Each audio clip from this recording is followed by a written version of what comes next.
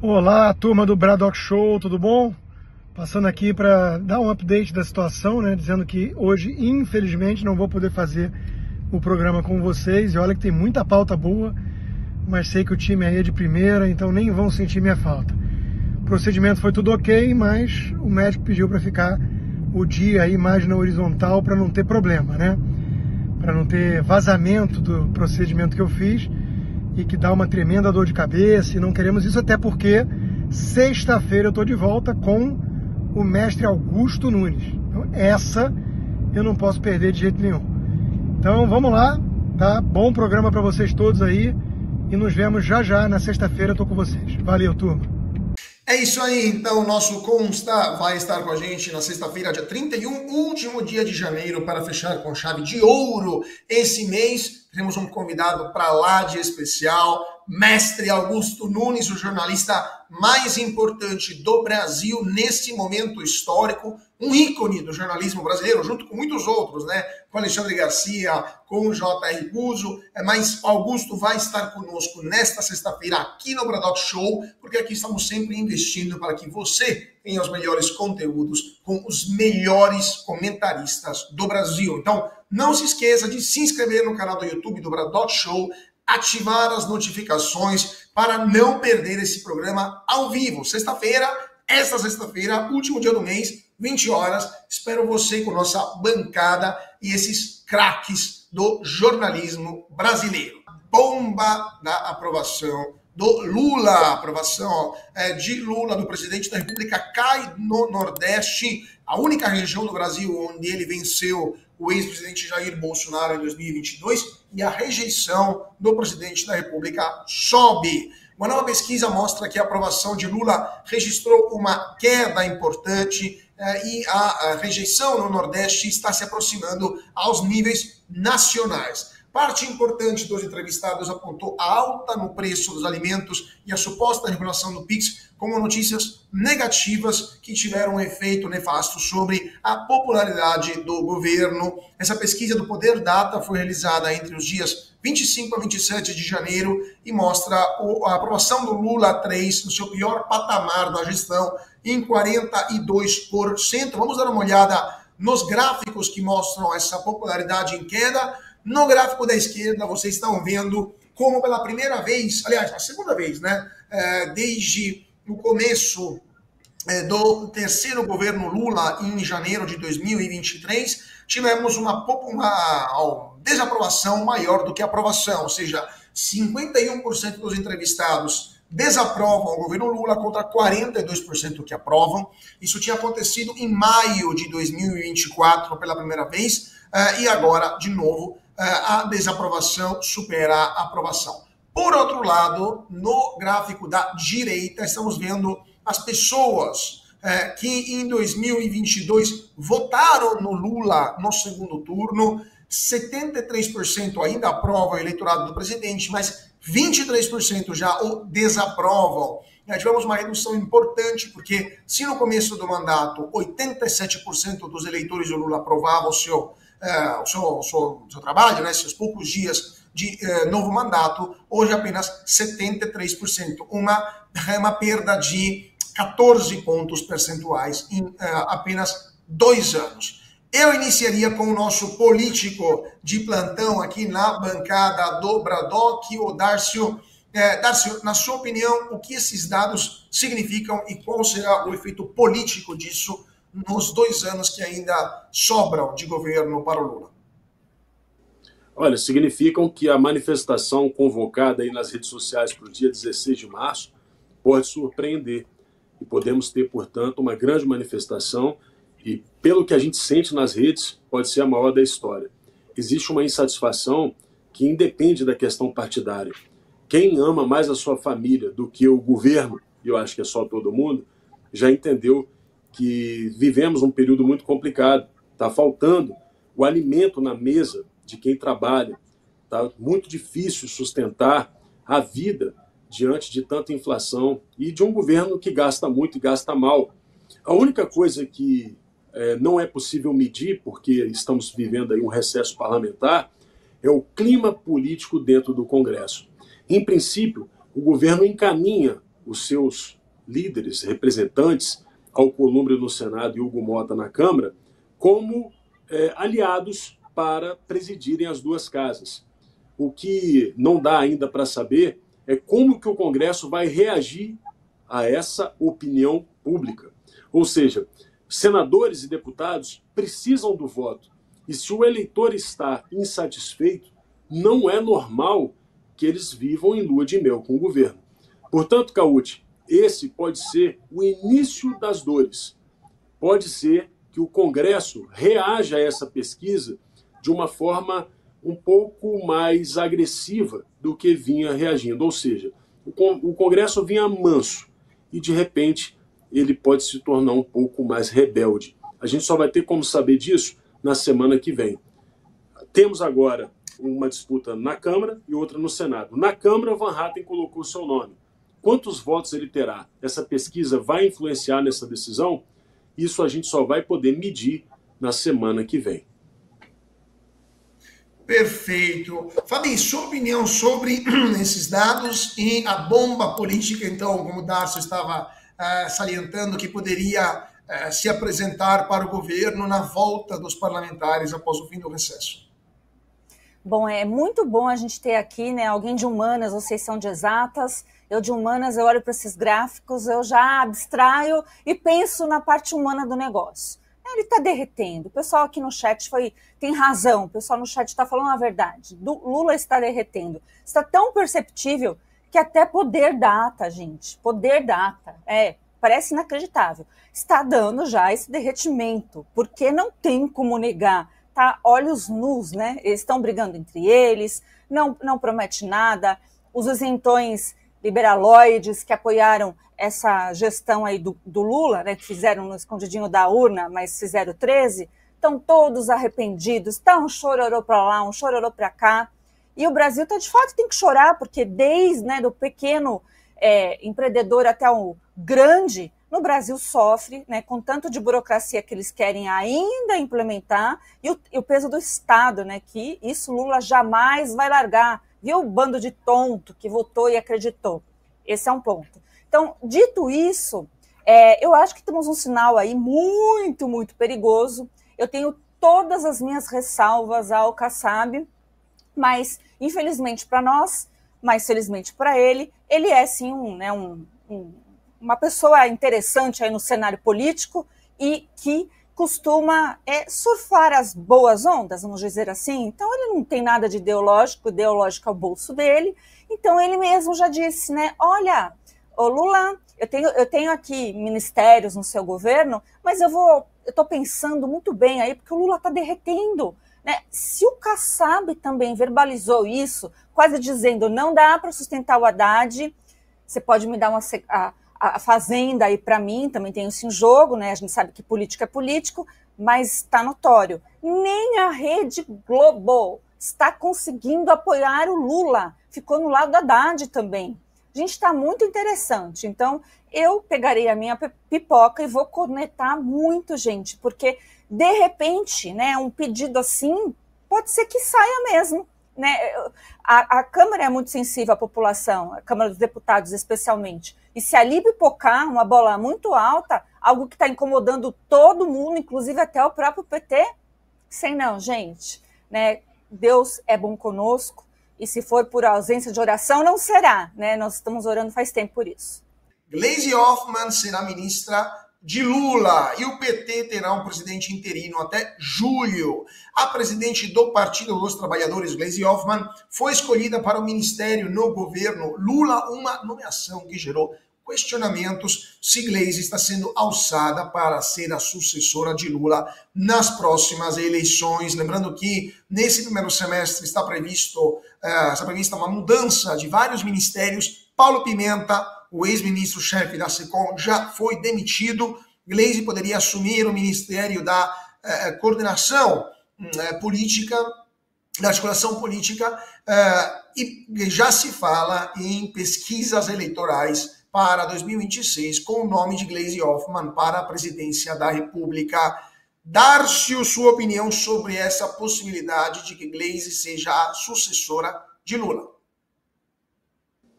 Acho muito improvável, embora possam sim estar tentando encontrar um remédio anti-Michele Bolsonaro. A Janja deu errado. Afinal de contas, é difícil combater a Michele. A Michele, nesse caso aí, ela é imbatível, né? E agora podem sim tentar a Gleisi, por que não? Afinal de contas, vão precisar de uma mulher para enfrentar uma outra mulher, caso a candidata do campo conservador seja a Michele Bolsonaro. Mas eu não acredito muito nisso, não. Eu acredito que a Gleisi possa estar caindo para cima. Eu vim acompanhando uma disputa interna no PT desde 2024. E logo no início desse ano, uma ala do PT defendia que José Dirceu, vejam só, assumisse o comando do partido.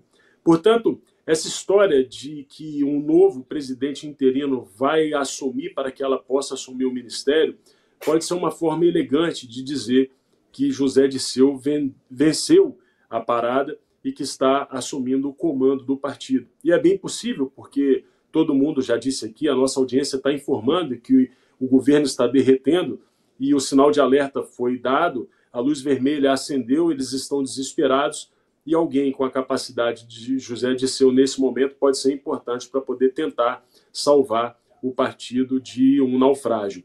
Então, eu acredito que, na verdade, a Gleisi Hoffmann vai assumir esse ministério temporariamente como uma forma de dizer o seguinte, olha, adeus, um abraço e até breve. Não acredito que ela terá um papel importante, até porque o PT, sob sua administração, foi essa tragédia que todo mundo está vendo aí, Carlos Cauti.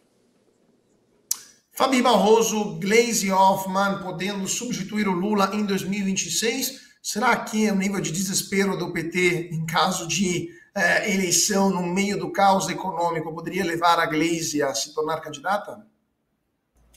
Ou não tem milagre para o PT, né, gente? Não tem, gente. O cabeça, né, o grande cara que comandava tudo, nunca delegou, né, trazia ali com truculência o seu time, é o Lula. A culpa é dele, nunca fez um sucessor, nunca, a gente nunca repassou esse bastão. E vai morrer com o bastão na mão. Né? E o bastão, a gente não vai deixar de colar a pecha nele. Foi ele que fez essa deforma tributária, foi ele que está levando o caos do Brasil em menos de 2 anos, pelo menos economicamente, está um absurdo. Né? É ele que adora um regime comunista, é ele também que está fazendo péssimas, né, relações internacionais com todo mundo, é tudo ele, tudo culpa dele. Né? E aí, gente, não tem para Gleisi, não tem nem para Dirceu, não tem para ninguém. Não tem como. Se deixarem o Bolsonaro elegível, se deixarem na vontade popular, gente, não tem para ninguém, não tem, esquece.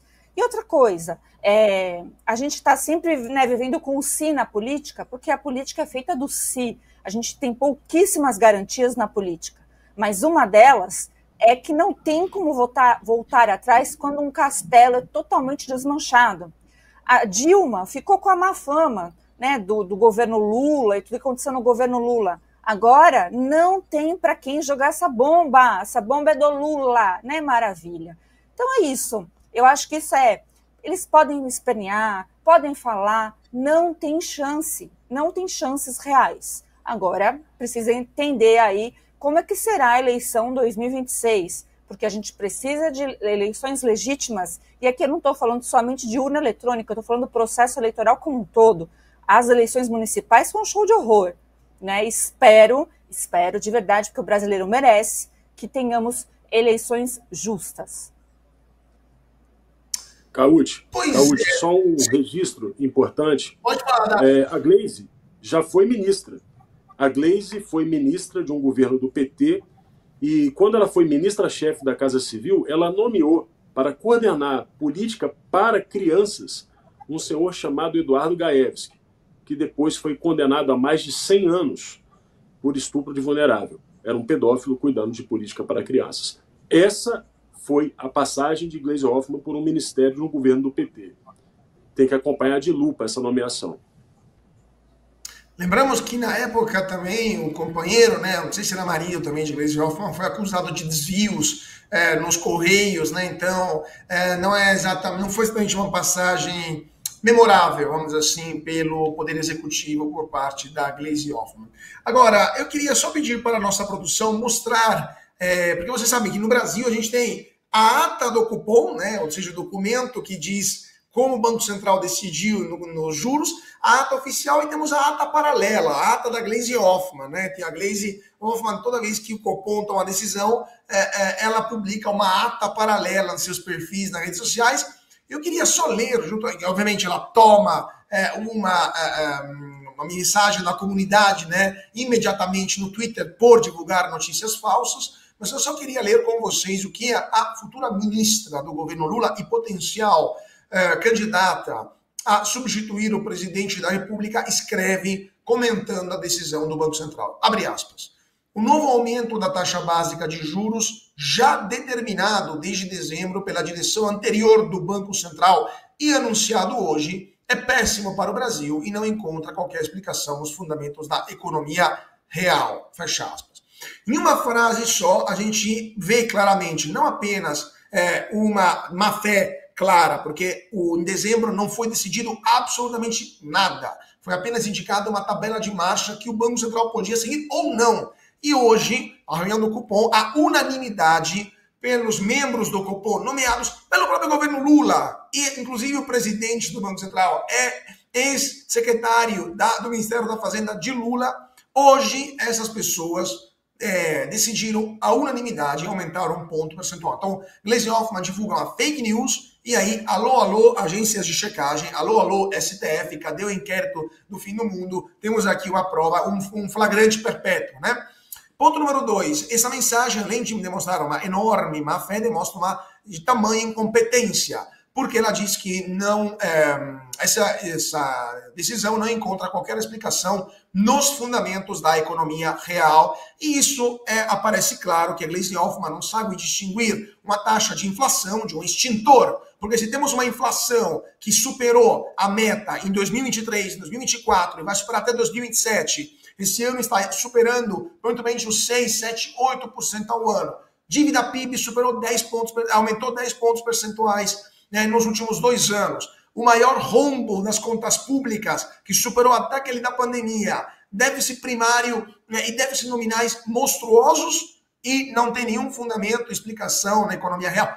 Gleisi Hoffmann, evidentemente a senhora não vai ao mercado porque saberia que a inflação dos alimentos é o dobro da inflação oficial do IPCA, e é por isso que vocês não conseguem sair nas ruas, porque as pessoas jogam tomates em cima de político do PT, aliás, nem tomate que tá caro, mas jogam fruta e verdura estragada em cima dos políticos do PT quando eles vão pra rua. Não sei se temos também o tweet do First Husband, né, do primeiro damo, que eventualmente poderia chegar no Planalto caso a Gleisi seja eleita, do Lindenberg e Farias, porque obviamente ele tem que copiar a Gleisi também nessas coisas, né, nessas baboseiras. Não sei se a produção consegue mostrar o tweet do Lindenberg e Farias, que é um festival de absurdos também. Esse daí ninguém leu, basicamente, porque não chegou nem a receber uma nota da comunidade, mas também é outro festival de insensatez e que demonstra como o PT simplesmente está deslocado da realidade de maneira crônica. Darcio, eu queria continuar conversando contigo sobre as declarações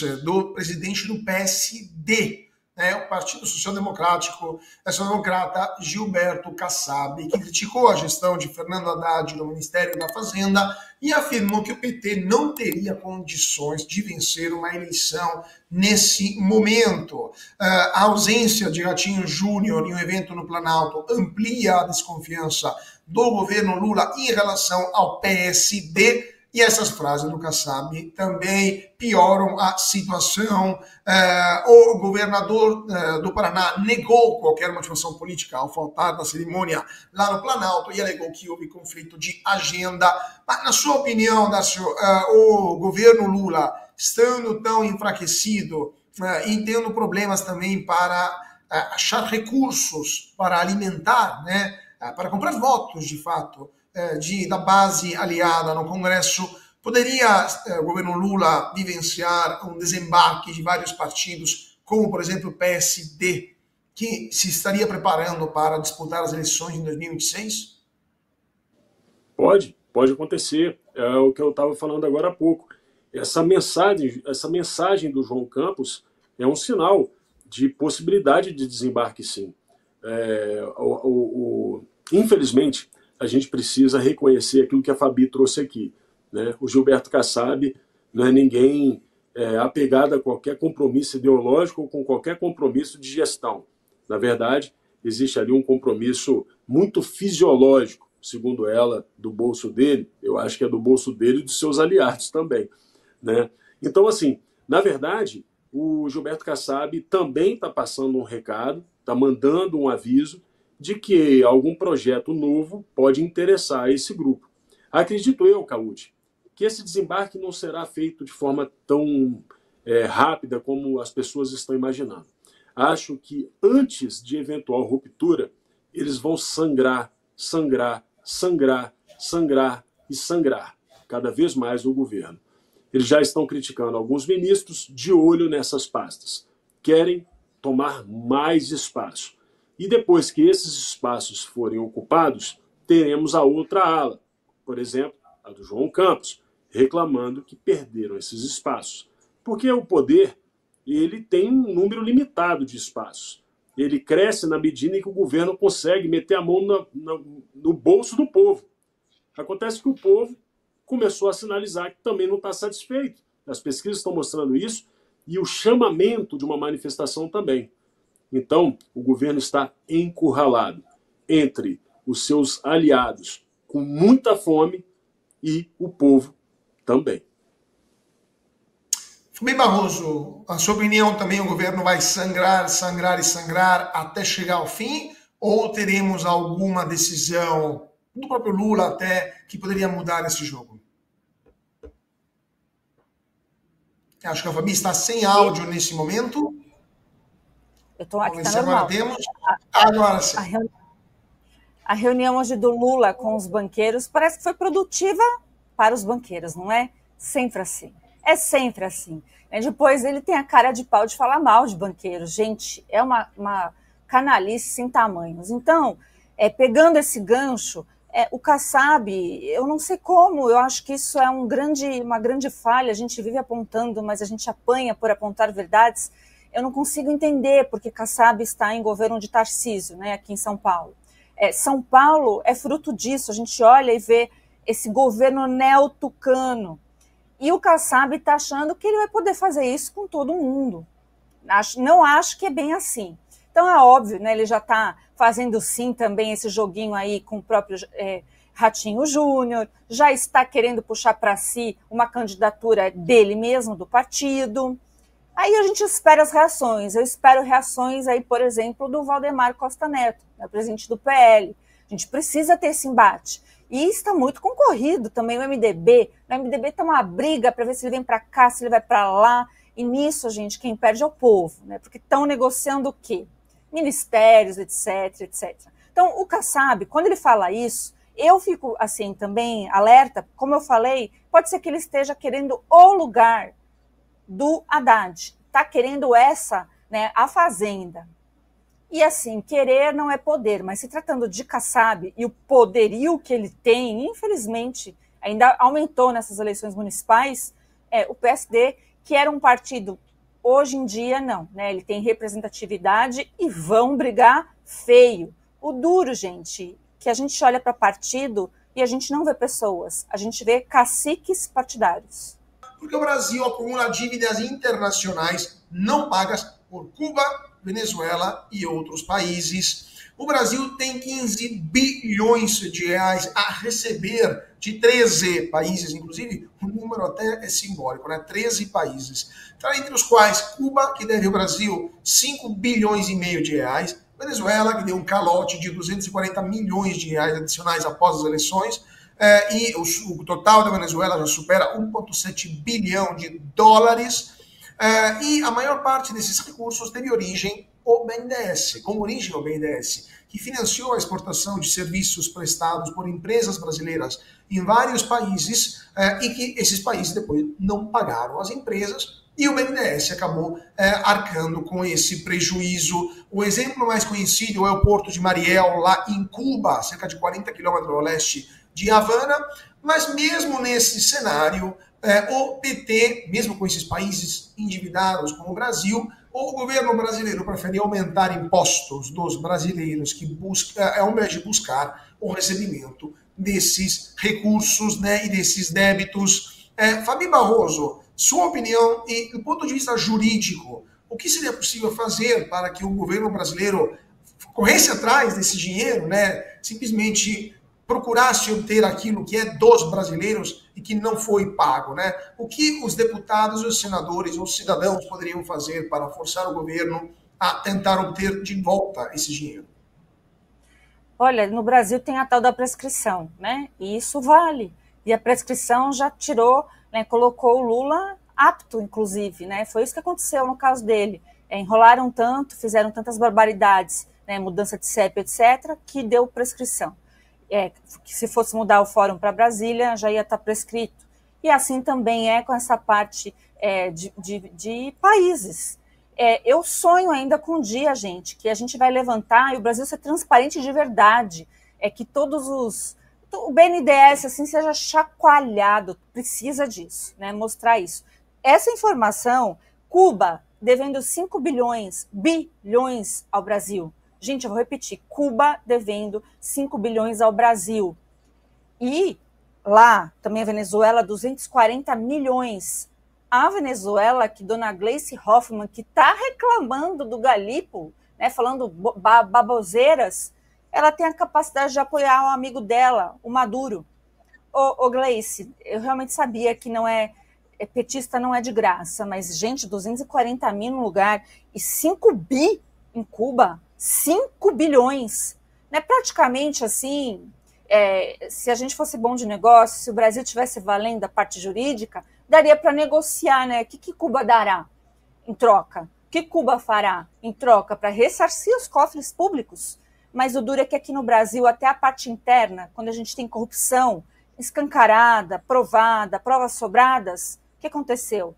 Praticamente a gente tem que falar baixo, porque se apertar mais um pouco, o povo brasileiro vai ter que devolver dinheiro para corrupto malandro. Então, não é à toa que a gente vê lá Sérgio Cabral pousando de galã, não é mesmo?